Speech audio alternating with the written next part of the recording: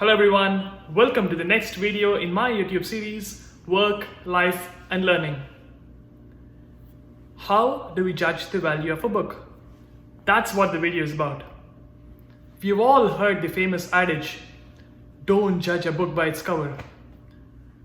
People have been mentioning hundreds of times to us on how not to judge a book. Today, in this video, let's take a peep into how do we actually judge a book.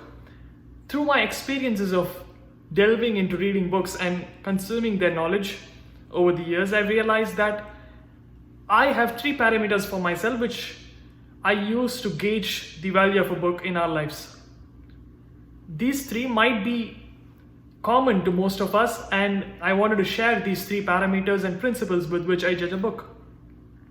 The first one is that of the impact that the book makes in our lives. The impact that the pages that we read make as we read them.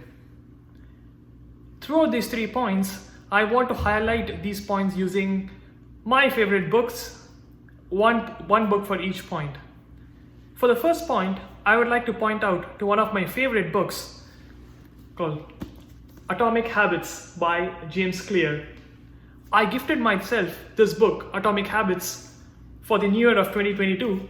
It has been more than 6 months now that I've read it, and I've been using these things every single day. The value, the impact that this book has added to my life is immense. In this book, James Clear clearly talks about tiny changes that can lead us into remarkable results. Every small change that we make impacts our life in a large way if done systematically and at a regular pace frequently. It is this aspect that I've been able to take in, and as I read through these chapters, I realized that every single one of those chapters hits hard at my life, and it will hit hard at our lives and will make us reimagine our lives, rethink the way we do our processes and set up systems so that we are able to lead a life of small incremental changes every single day, and then repeatable actions, repeatable positive actions that lead into a big positive result. It is about not expecting the result, but doing the actions day in and day out.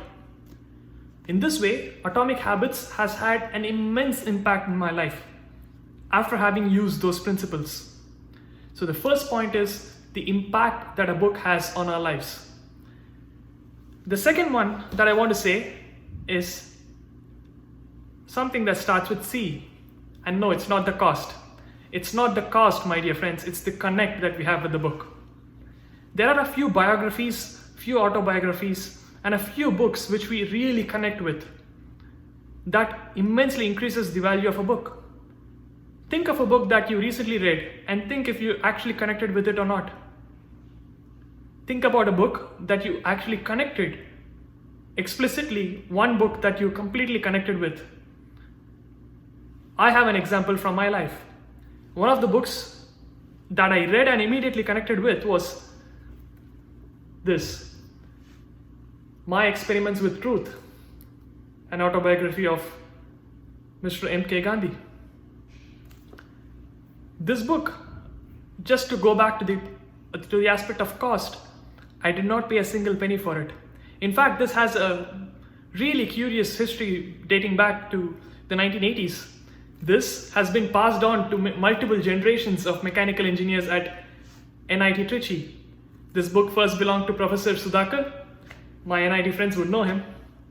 Then passed on to his student, now Professor Natarajan, and then passed on to me from Professor Natarajan.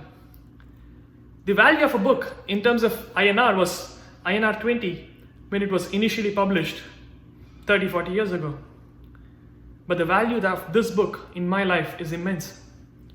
I have been able to connect with the life that my role model took, as he was born and brought up in a conservative Indian family, as he traveled through the seas to a different continent and a country to start a career, to start his practice, And then, as he writes in this book, and writes till 1921, his life as he went back to India and the good things from there on that we have all read from the history books. So this book speaks those lines that were not a part of our history books or the history books that we read. And this book, every single experience of Mr. Mohandas Karamchand Gandhi, I was able to connect with. There are these books which we are having an immense connection with, and they, as people say, we may forget what we read. We may forget what people told us, but we never forget how people made us feel. And in this book, Mr. M.K. Gandhi ignites that feeling of humanity, ignites that feeling of patriotism, and ignites that feeling of self-discipline. That's probably the reason why I'm able to connect with this book. So we have seen two aspects until now. The first one is the impact that it's able to make on our lives. The second one is the connect that we are having directly with the book. There is a third aspect, my dear friends, that has worked for me and might actually work for people watching this video. The third aspect over here is that of repeated readings of the book. Do we go back to the book? Like we rewatch a movie, is there a magnetism in the book that makes us reread it? At least a few pages, at least a few topics. Do we go back to those pages and read them? Do we go back to those pages and relive them? Yes, my dear friends, going back to the points mentioned in the book has been one of the defining factors, one of the three defining factors for me while gauging the value of a book. Let me give you a quick example. This book, The Innovation Secrets of you know who. The master technologist, who, by the way, did not write a line of code for Apple. The master technologist who created massive products leading to billions of dollars. Apple is now $1 trillion company.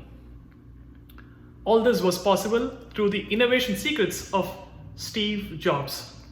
And I keep going back to the principles written over here. There are just 7 principles. It is a plain, simple, actionable book with 7 principles on innovation in technology. It's as simple as that.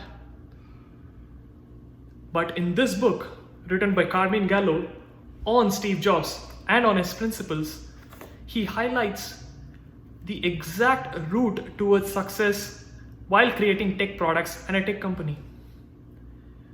This is the essence of product management and towards product success. But I do not think, or I do not recollect a single instance of the phrase product management being used in this book on product management. One of the points that I go back to is principle number 5, which says, it blatantly says this as the heading of the chapter: say no to 1,000 things. We cannot be more clear than this. Say no to 1,000 things. And then under that, he says, simplicity is the ultimate sophistication. Think differently about design. This point, my dear friends, is something that I go back to again and again. With the vast array of things that we do in everyday life, this helps us keep ourselves focused, and this has helped me focus and prioritize on the right aspect to tackle, on the right problem to solve, and on the right step to take. I would like to sum up these 3 points by stating that one book added a great value of my life. That's one way of me gauging the value of a book. There are a few books that have great connection with us. That's another way of gauging the value of books. And as we keep reading books, we might go back to books again and again for specific points or specific principles or specific stories or anecdotes. And this book is one of them. Through my exploration towards books, I have realized that every single time I purchase a book and read it, it is an investment of money and time, but the return on investment is far multifold than we can ever imagine. Thus, if you are able to go through the habit of reading books, your life will change for the better. And while you decide to go through that habit, you might be tempted to buy a few books or explore a few genres. While doing so, you might need to know the value of a book. And there is where you will ask yourself this question: how to judge the value of a book? At that point in time, if you get to that, do keep these three points in mind: the impact that it creates on our lives, the connect that we have with the book, and the ability of us going back to the book and reliving the book.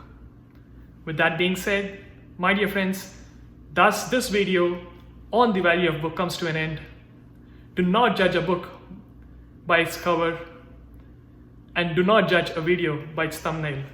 Thank you so much. See you in the next video.